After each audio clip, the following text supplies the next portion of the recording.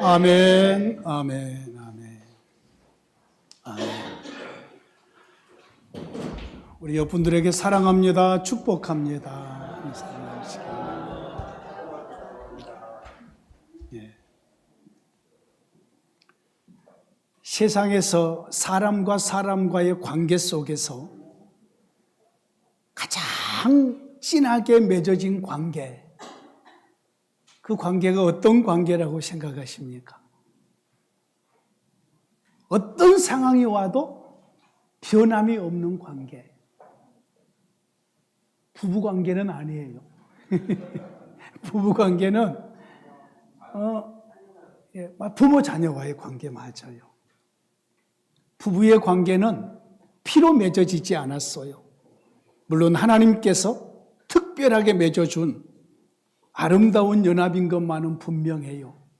그래서 내가 결혼했다라는 것을 다른 사람에게 표현을 할 때에 우리나라 사람의 개념 말고 미국의 영어의 개념은 수동태 문장이 되어 있어요. 우리나라의 문장은 내가 누구와 결혼했다, 그냥 내가 누구랑 결혼한 거야. 내가 주체가 되어서. 근데 영어는 그렇게 안 돼요. 내가 누구에게 결혼함을 당했다라고 표현을 해요. 영어 문장은 그래요. 예? 그래서 누구와 결혼했다라면은 위즈를 써야 되잖아요. 근데 영어에는 to를 써요. to. 그래서 하나님께서 나를 이끌어서 다른 저 남자와 여자와 결혼하게 하셨다라고 표현을 해요. 이거 영어의 표현이에요. 참 믿음의 표현인 거지요. 어떤 상황이 생기면은 남남이 돼버리게 되는 거지요. 그래서 남편한테 남편이라고 말하는지는 모르겠어요. 자, 중요한 것은 오늘 제가 강조하려고 하는 것은 부모와 자녀와의 관계는 피로 맺어졌어요. 안 끊어져요. 어떤 상황이 돼도 끊어지지 않아요. 그리고 아직 자녀를 낳아보지 않는 우리 성도들은 잘 모를지 모르겠지만 자녀를 낳아서 그 자녀를 길러보면 부모의 마음 속에는 이 자녀가 가득 들어있어요. 이 자녀가. 그러다 그 자녀가 또 애를 낳잖아? 그러면 이 자녀는 떠나버리고 애만 들어있어요, 이제. 이상하죠? 그래도 자녀는 잊혀지지 않는 거지요.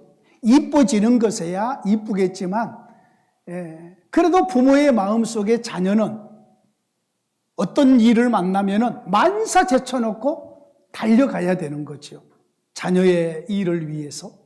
이것이 부모의 마음이에요. 여러분, 이 땅에 많은 젊은이들이 지난번에도 말씀을 드렸지만 젊은이들에게 너 꿈이 뭐냐? 그러면 재벌 2세가 되는 게 꿈이래요.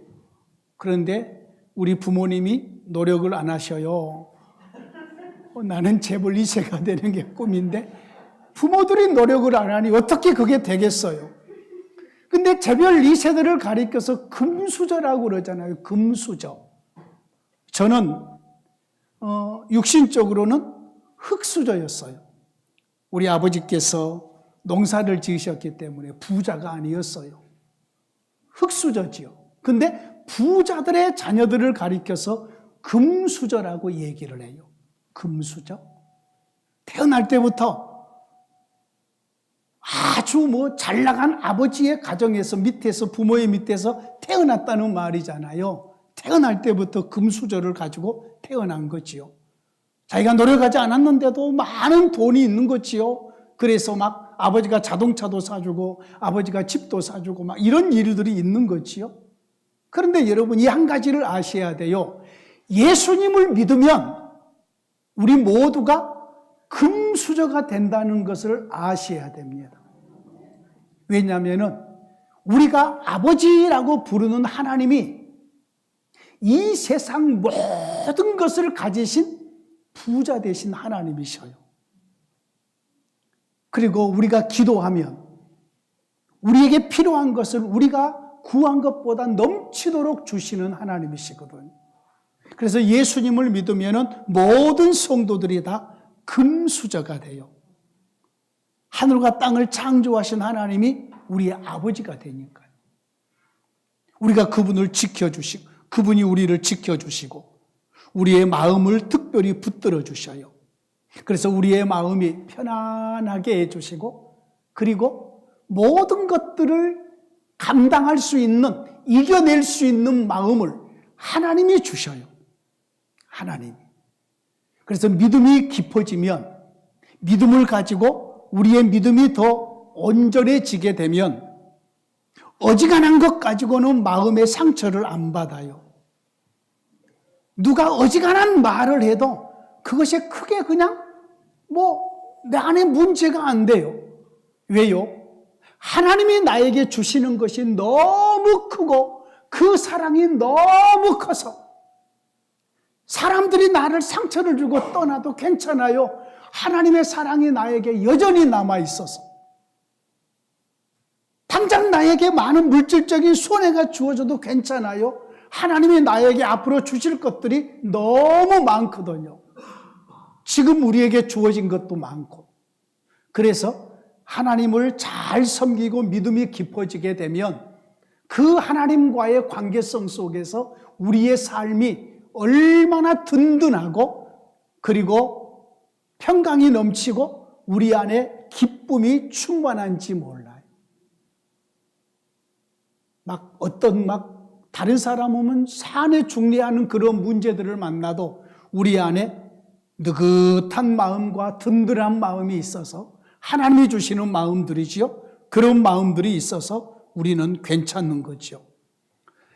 여러분, 오늘 우리의 본문은 로마서에 하나님이 로마 교회에 보내는 말씀 중에 일부분이에요. 원래 구약 시대로 넘어가면 하나님은 아브라함의 후손, 이스라엘 자손들을 하나님의 백성 삼았어요. 그런데 신약으로 넘어와서는 아브라함이 자손이 아닌 이방인들, 로마인들도 이방인들이었어요. 여러분, 로마 사람들은 특별히 다른 나라를 막 점령하는 그런 나라였어요. 그래서 우리가 잘 알고 있는 말, 모든 길은 로마로 통한다라는 말도 있잖아요. 여러 나라를 막 이렇게 점령을 해서 로마의 제국을 이렇게 만드는 그러한 나라인 거지요. 지금의 이태리죠. 자, 그런데 이 로마라는 그 지역에, 그 나라에 교회가 세워졌는데 그 교회 안에 이 사람들은 유대인이 아니에요. 이스라엘 사람들이 아니었어요. 그런데 예수님을 믿으면 하나님의 자녀가 된다는 예수님의 복음을 받아들이고 예수님을 믿고 하나님의 아들, 딸, 자녀가 된 거예요. 그리고 하나님의 자녀로서 이제 어떤 유익을 얻고 사느냐면은 이제 육신대로 살지 않고 하나님의 성령을 따라서 살아가는 새로운 삶이 시작이 되는 거예요. 당시에 로마 사람들이 알 수 없는 놀라운 새로운 삶이 시작되는 거예요. 새로운 삶. 여러분, 우리가 예수님을 믿기 시작을 하면 이전에 내가 살았던 삶의 방식이 아닌 새로운 삶의 방식이 주어져요. 신분도 예수님을 믿는 그 순간부터 나는 하나님의 아들, 딸이 되고 하나님의 아들, 딸로서 하나님께서 우리를 상속자를 삼아주시는 거죠. 하나님의 상속자로. 그렇게 해서 오늘 우리의 본문이 그런 이야기들이에요. 그래서 저와 여러분들로 하여금 이 세상을 후회함이 없이 만족스럽게 살 수 있도록 우리를 인도해 주신다는 말씀이에요. 그 삶이 영광스러운 상속자의 삶이 되는 것이죠. 자, 예수님을 믿게 되면은 오늘 본문 속에서 우리에게 어떤 복을 주시느냐 하면은 하나님이 오셔서 함께 산다고 했어요. 이것이 가장 중요해요. 예수님을 안 믿으면 나 혼자 살든지 귀신하고 살든지 이거밖에 없어요. 전부 다 혼자라고 생각해요. 혼자. 사람을 믿어요? 근데 그런데 사람에게 또한 배신도 당해요. 그러면 혼자라고 생각하고 외로워해요. 그러나 예수님을 믿는 순간 하나님의 영이 오셔서 우리와 함께 계셔요. 함께. 이것이 저와 여러분들에게 주어지는 은혜예요. 여러분, 사실 이 땅에 살고 있는 모든 사람들은 하나님에게 빚을 진 자들이에요. 왜 그랬냐면은 예수 안 믿는 모든 사람들, 우리까지를 포함을 해서 한번 생각해 보자고요. 아까 제가 기도할 때도 그런 기도를 했지만은 이 세상의 모든 것들이 전부 하나님이 창조하신 하나님의 것이에요. 하늘도 하나님이 만드셨고, 우리가 밟고 있는 땅도 하나님이 만드셨고, 바다도 들도 산도 강도 전부 하나님이 만드신 하나님의 것이에요. 그럼 먹고 사는 이 모든 것, 하나님의 땅에서 나오는 산물을 먹고 사는 거지요. 물론 거기서 사람이 일을 하고 사람이 노력을 하고 막 이렇게 해서 농산물을 얻어지는 것이지만, 더 따지고 보면은 하나님의 세상 속에서 우리가 살고 있기 때문에 이 세상의 모든 사람들은 다 하나님께 감사해야 되고 하나님께 빚을 진 자들인 거지요. 제가 늘 말씀드리지만 여러분, 우리가 살고 있는 땅이 가만히 있는 것 같지요? 아니에요. 이것이 돌아요, 돌아. 얼마나 빨리 도냐면은 1시간에 1667km로 돌아요. 이게 엄청 빠르게 도는 거예요. 돌면서 이 지구가 날아간다니까요. 시속 10만 8천 km로 날아가요, 공중으로. 그러면 그 속도가 어느 정도냐? 똑딱할 때 30km를 날아가요, 공중으로. 우리가 지금 살고 있는 지구가 돌면서 이렇게 날아가요. 태양을 중심으로 막 돌아요. 그 속에 우리가 살고 있는 거예요. 공중에 떠서. 우리가 지금 비행기 타고 가는 것처럼 이 지구라는 큰 덩어리 속에서 공중에 떠서 지금 우리가 날아가고 있는 중에 살고 있는 거예요. 얼마나 놀라워요? 여러분, 그래서 천문학자들은 전부 하나님을 믿어요. 이것은 사람의 힘으로 할 수 없는 일들인 거지요. 사람의 설명으로, 지식으로 설명할 수 없는 일들인 거지요. 어떤 힘에 의해서 이렇게 지구가 돌고 지구가 날아가는가 알 수 없는 거지요. 이것은요. 우리가 알 수 없는 거예요. 그래서 이 땅에 있는 모든 사람들은 사실은 하나님께 빚진 자들이고 하나님께 감사해야 되는데, 그 중에서 예수님을 믿는 저와 여러분들은 더욱 하나님께 감사해야 돼요. 왜냐하면 예수님께서 우리 대신해서 십자가에서 대신해서 형벌을 받아주시고 죽어주셨지요. 성령 하나님을 우리 가운데 보내주셔서 우리와 함께 사는 이 은혜를 주셨기 때문에 우리는 특별히 감사를 해야 돼요. 자, 그러면 성령 하나님께서 우리 가운데 오신 것을 예수 믿는 사람들은 알아요. 여러분 안에 하나님의 성령이 오셨다는 것을, 하나님의 신, 하나님의 영이 여러분 가운데 오셨다는 것을 우리가 어떻게 아느냐면은 우리가 예수님을 믿어져요. 그리고 하나님을 우리가 아버지라고 부르게 해요. 이게 성령 하나님이 우리 가운데 오셨다는 증거예요. 오늘 말씀이 그 말씀을 해요. 성령이 우리에게 오심으로 말미암아서, 자 14절 말씀 보십시오. 무릇 하나님의 영으로 인도함을 받는 사람은 곧 하나님의 아들이라. 너희는 다시 무서워하는 종의 영을 받지 아니하고 양자의 영을 받았으면 우리가 아빠 아버지라고 부르짖느니라. 성령이 친히 우리 영과 더불어 우리가 하나님의 자녀인 것을 증언해 주신다.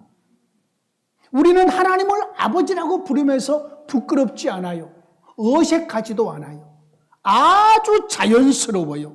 왜요? 우리 안에 성령 하나님께서 알게 하시고 그렇게 느끼게 하시고 부르시게 했다는 거예요. 이것이 얼마나 우리에게 중요한 부분인지 몰라요. 그래서 여러분, 예수님을 믿는 사람은 우리 안에 성령 하나님이 계신다는 것, 하나님의 영이 우리 속에 계신다는 것을 알아요. 안 믿는 사람은 몰라요. 제가 이렇게 말씀을 준비하면서 생각해 봤어요. 어떤 비유가 좋을까? 여러분 통장에, 내 통장에 내가 얼마의 돈이 있다는 것은 알잖아요. 다른 사람은 모르잖아요. 그잖아요. 다른 사람이 내 통장에 돈이 얼마 있는 거 어떻게 알아요? 은행 직원들 말고요. 예? 그런데 나는 알거든요. 나는 내 통장에 돈이 얼마 있는 줄 알아요. 마찬가지로 예수님을 믿는 모든 성도들은 자기 안에 하나님의 성령, 하나님의 영이 나에게 오셔서 함께 살고 계신다는 것을 알아요. 느끼고 알아요. 그래서 이 성령 하나님이 우리로 하여금 하나님을 아버지라고 부르게 하시고 그런단 말이에요. 자, 하나님의 성령이 오시게 되면 우리가 하나님께 빚진 자로서 이제는 안 믿는 사람보다 더 하나님께 큰 빚을 진 거지요. 우리의 죄를 처리해 주신 예수님, 우리에게 성령 하나님을 보내주시는 예수님, 우리 가운데 오신 성령 하나님이 우리로 하여금 이제는 영으로 살도록 우리를 이끈다고 그랬어요. 오늘 본문 12절 13절 말씀 같이 읽어봅니다. 시작. 그러므로 형제들아, 우리가 빚진 자로되 육신에게 져서 육신대로 살 것이 아니니라. 너희가 육신대로 살면 반드시 죽을 것이로되 영으로서 몸의 행실을 죽이면 살리니라고 했어요. 자, 여기서 육신이라는 단어가 나와요. 자, 여기서 우리는 헷갈리기 시작을 해요. 자, 이것이 뭐지요? 육신이죠. 머리에서 발끝까지 이것을 육신이라고 그러죠. 그렇죠? 아, 육신이 피곤하다. 그러면은 지금 내 몸이 피곤하다는 말이잖아요. 그죠? 그래서 이 말씀을 육신 그러면은 내 몸으로 생각을 해요. 그 뜻이 아니에요. 여기서 육신이라는 말은 어떤 의미냐면은 예를 들어 볼게요. 가룟 유다가 예수님을 팔았어요. 이것을 육신이라고 말을 해요. 이거 잘 이해하셔야 돼요. 아브라함이 하갈을 통해서 이스마엘을 출생했어요. 하나님이 원하지 않는 방식이죠. 이 사건과 이 과정을 가리켜서 육신이라고 표현을 해요. 우리의 몸을 얘기하는 게 아니에요. 우리아의 아내 밧세바를 취했어요. 이것이 육신이라고 말을 해요. 이 전체를 가리켜서. 아간이 욕심을 품고 금과 외투를 자기의 장막 밑에 이렇게 숨겼어요. 이 전체 행위를 가리켜서 육신이라고 그래요. 아나니아와 삽비라가 하나님께 다 드려야 될 것을 하나님을 속이고 얼마를 감추었어요. 이 행위를 가리켜서 육신이라고 그래요. 첫사람 아담과 하와가 하나님이 따먹지 말라고 한 선악과를 따먹었어요. 이것을 가리켜서 육신이라고 그래요. 자, 육신이 이제는 뭔지 알겠죠? 지금 우리의 이 육체를 가리켜서 육신이라고 그런 게 아니고 하나님의 말씀을 어기고 하나님의 뜻을 어기고 행하는 것을 가리켜서 육신이라고 그런다 그 말이에요. 자기의 욕심을 이루어가는 것. 여러분, 이 육신, 이 우리의 육체는 이건 죄가 없어요. 돈 자체는 죄가 없어요. 그런데 이 돈이 잘못 사용되어지면 그것이 죄가 되는 거지요. 그러잖아요. 우리의 몸이 잘못 사용되어지면, 우리의 마음이 잘못 사용되어지면 그게 죄가 되는 거지요. 그러므로 오늘 여기에 나오는 육신이라는 이 말은 잘못되게 행하는 모든 것을 가리켜서 육신이라고 표현을 한 거예요. 그러므로 자 그렇게 생각하고 이제 읽어봅니다. 그러므로 형제들아 우리가 빚진 자로 돼 육신에게 져서 육신대로 살 것이 아니니라.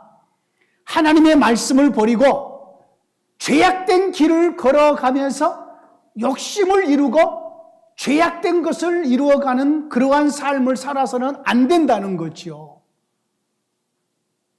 남편은 남편답게, 아내는 아내답게 자기의 자리에서 충실하게, 성실하게, 선하게 살아가는 것이지 그것을 떠나서 죄악된 것들을 따라가게 되면 이 모든 것들이 전부 육신적인 삶이 되는 거지요. 예. 이것을 영어 성경에는 심플이라고 표현을 했어요. 심플맨. 예. 죄악이 가득한, 죄악으로 가득한 그와 같은 예. 모든 것들을 그렇게 표현을 했다고요. 예. 자, 믿는 성도들은 더 이상 육신을 따라서 육신의 정욕과 육신의 죄악과 잘못된 것을 따라서 살 사람들이 아니고 하나님의 영을 따라서 성령을 따라서 살아갈 자들임을 이야기를 해요. 왜냐? 우리가 하나님의 사람들이 됐으니까. 우리가 하나님의 자녀들이 됐으니까. 자녀가 아버지를 닮아가는 거지요. 부모를 닮아가는 거예요, 자녀들은.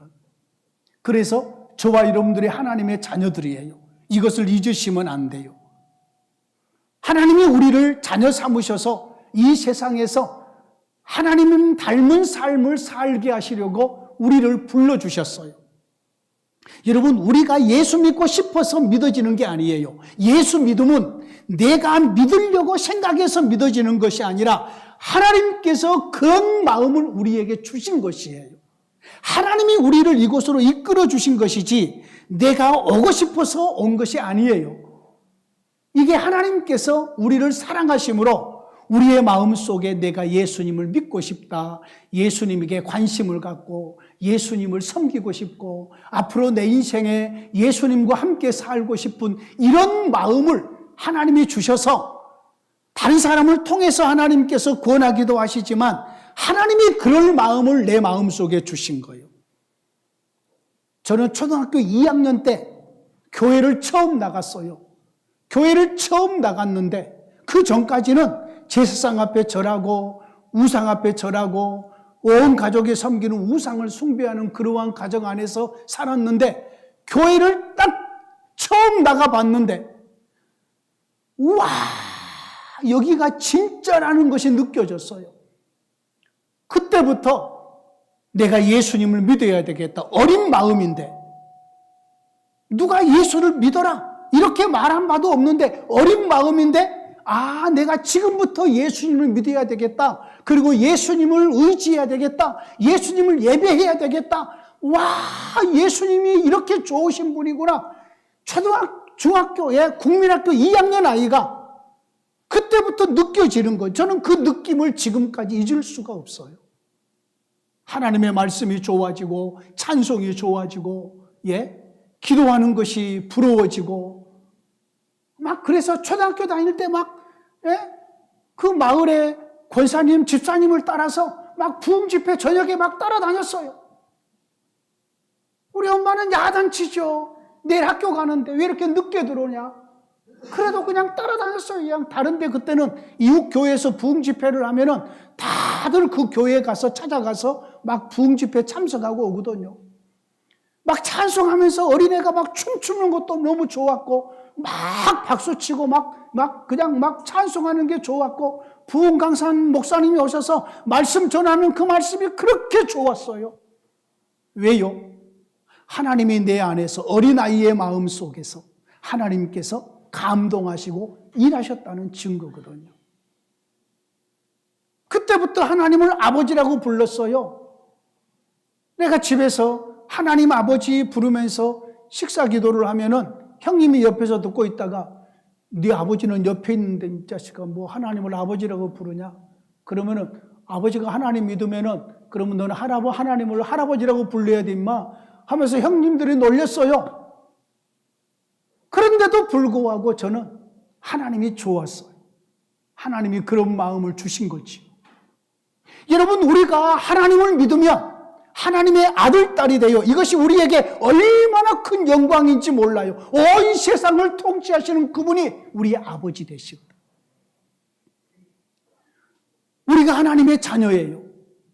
이것이 예수 믿는 저와 여러분들에게 주어지는 말할 수 없는 든든함이고 말할 수 없는 축복이에요. 우리가 누구라고요? 하나님의 자녀들. 하나님의 자녀들. 우리를 가장 사랑하신 분이 누구요? 하나님. 저 5월달에 우리 손자 녀석이 와요. 내가 완전히 세뇌를 시킬 거예요. 이 세상에서 늘 가장 사랑한 사람은 누구? 하비. 이 세상에 너랑 가장 재밌게 놀아준 사람이 누구? 하비. 너에게 가장 맛있는 것을 사준 사람이 누구? 하비. 너에게 가장 좋은 것을 만들어준 사람이 누구? 하비. 이것을 계속해서 심어줄 거야, 내가. 예? 늘 가장 사랑하는 사람은 누구? 하비. 이의 머릿속에 새겨지도록 심을 심산이에요. 이것도 영어로 물어봐야 되겠죠? 그래야지 얘가 끝까지 기억하고 영어로 물어보고 한글로 물어보고 막 그래야 되겠죠? 여러분, 우리가 하나님의 아들, 딸들이 되면 우리 아버지 하나님께서 우리를 가장 사랑하셔요. 우리의 인생을 책임져 주셔요. 우리를 영원토록 인도해 주셔요. 그리고 우리의 필요를 채워 주셔요. 부모가 그렇잖아요. 부모가 그렇잖아요. 자녀들에게 필요를 다 채워주잖아요. 마찬가지로 우리가 예수님을 믿어서 하나님의 아들, 딸이 되면 지금 아들, 딸로 살고 있는 우리는 우리 하나님의 사랑이 우리에게 넘치도록 다가와요. 여러분은 하나님의 사랑을 얼마나 느끼고 있는지 모르겠지만 저는 이 햇빛 속에서도 하나님의 사랑이 느껴지고 꽃향기 속에서도 하나님의 사랑이 느껴지고 내 인생의 전반적으로 모든 부분에서 하나님이 나를 이렇게 사랑하시는구나 라는 것이 느껴지는 거지요. 그래서 그 사랑 때문에 웃고 그 사랑 때문에 마음이 든든하고 그 사랑 때문에 내 안에 기쁨과 행복함이 있는 거지요. 좀 없어도 괜찮아요. 어떤 부분이 좀 모자라도 괜찮아요. 내가 원하는 일들이 빨리 안 이루어져도 괜찮아요.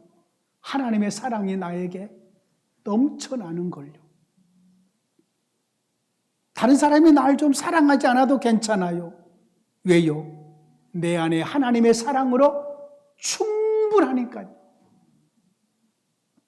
내가 하나님의 아들인데 아버지 하나님께서 나를 이렇게 사랑해 주시는데 저뿐이겠습니까? 여러분 모두가 하나님의 아들, 딸들일진데 우리 하나님이 여러분을 그렇게 사랑해 주신 줄로 믿습니다.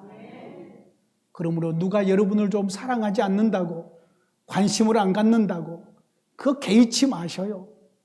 하나님에게 집중하시면 우리 하나님의 사랑이 넘쳐나고 만족스러워요. 그것이 저와 여러분들에게 기쁨이요. 그래서 우리 하나님이 주시는 말씀이 있어요. 항상 기뻐해라. 왜? 우리 하나님이 그만큼 기뻐할 만한 모든 사랑과 은혜를 우리에게 주시기 때문에 그렇게 자신 있게 말씀하신 거요. 항상 기뻐해라. 왜? 내가 너에게 그만큼 사랑을 주니까, 그만큼 은혜를 베풀어 주시니까, 너의 장래를 내가 영원토록 책임질 것이니까 항상 기뻐하라고 말씀하시는 거예요. 우리가 하나님의 자녀가 되면 여러분요, 우리가 하나님의 상속자래요. 상속자. 오늘 본문 17절 말씀 같이 읽어봅니다. 시작. 자녀이면 또한 상속자 곧 하나님의 상속자요 그리스도와 함께한 상속자니 우리가 그와 함께 영광을 받기 위하여 고난도 받아야 할 것이니라. 하나님의 아들, 딸이 되면, 예수 믿어 하나님의 아들, 딸들이 되면 우리를 하나님께서 하나님의 상속자로 만들어 주신대요. 상속자. 돈 많은 부자의 상속자가 되면 좋겠죠. 그잖아요. 왜요? 그 많은 돈이 다 나에게로 오니까. 그런데 그것보다 하나님의 상속자가 되는 것이 더 복된 줄로 믿습니다. 여러분, 하나님의 상속자로 살고 있으면요, 이 세상에 사는 동안에 상속자의 특권이 우리에게 주어져 있어요. 여러분, 우리나라의 법은 남편이 죽으면 남편의 모든 재산이 아내에게 자동으로 승계가 돼요. 그렇잖아요? 그런데 미국의 법은 안 그래요. 미국의 법은 남편이 집을 가지고 있어. 남편이 죽어. 그러면 이 집이 아내에게로 바로 가는 게 아니요. 남편이 반드시 유언장에 변호사에게 공증으로 유언장과 같은 역할을 해요. 내가 죽으면 이 집이 내 아내에게로 이렇게 되어지기를, 승계되기를 기록해 놔야지만이, 기록된 것이 공증이 돼야지만이 그 집이 아내에게로 가는 거예요. 평상시에 아내가 별로 그냥 그래요? 그러면 이 문서 작성을 안 하는 거지요. 그러면 다음에 이 집은 어디로 가느냐? 사회의 환원이 되어버려요. 자녀에게로 가는 것도 아니에요. 사회에 전부 다 환원이 돼요. 그래서 사회가 아주 그런 것이 건강하게 이루어지는 거지요. 그런 제도들이요. 그래서 그런 어떤 제도가 있어요. 오늘 본문에도 하나님께서 오늘 기록된 말씀으로 공증을 해놨어요. 예수 믿는 모든 성도들을 가리켜서 너희들은 나의 상속자들이라. 그런데 이 상속을 누구랑 같이 받느냐? 예수님과 같이 받는데요. 그리스도와 함께한 상속자라. 그러면 다음에 어디까지 상속이 주어지느냐? 우리가 장차갈 하나님의 나라까지, 천국까지 우리에게 상속이 주어지는 거죠. 이 세상의 모든 살아가는 모든 동안에 우리가 상속자의 특권을 누리며 살 뿐만 아니라 마지막 그의 나라에 들어갈 때까지 영원토록 우리가 하나님의 아들, 딸들로서 그의 나라를 상속받게 되는 거지요. 그래서 죽음까지라도 우리는 두려워하지 않아요. 죽음을 통해서 영광스러운 그의 나라로 들어가기 때문인 거지요. 사랑하는 성도님들이시오. 조금 지금 여러분이 원하는 일들이 잘 안 이루어지고 여러분의 마음속에 힘든 일들이 있다고 할지라도 우리 하나님께서 우리를 사랑하시는, 우리는 하나님의 아들, 딸들임을 잊지 마셔야 돼요. 그리고 하나님의 아들, 딸로 사는 이 영광스러움, 이 복됨, 이 말할 수 없는 축복의 은혜들이 여러분의 삶 속에 앞으로도 계속해서 드러나기를 진심으로 원합니다. 하나님 감사합니다. 예수님이 오셔서 우리의 죄 문제를 십자가에서 처리해 주시고 3일 만에 부활하시고 승천하셔서 성령 하나님을 우리 가운데 보내주심으로 이제는 더 이상 육신대로 살 것이 아니라 성령을 따라서 사는 영의 방식의 삶을 살며 우리를 하나님의 아들, 딸 삼아주셔서 감사합니다. 하나님이 우리의 아버지 되심으로 우리를 이 땅에 사는 동안 극진히 사랑해 주시고 그리고 영원토록 우리를 책임지시고 인도해 주실 줄로 믿습니다. 우리의 필요를 채워주실 줄로 믿습니다. 하나님을 믿는 하나님의 자녀들은 우리들에게 상속자의 은혜를 주셔서 이 땅에서 뿐만 아니라 영원한 하나님의 나라까지, 천국까지 우리에게 상속의 선물로 주실 줄 믿습니다. 이 믿음을 가지고 살아간 성도들의 삶이 흔들림이 없이 든든하고 복된 삶이 되게 하옵소서. 예수님 이름으로 기도하옵나이다.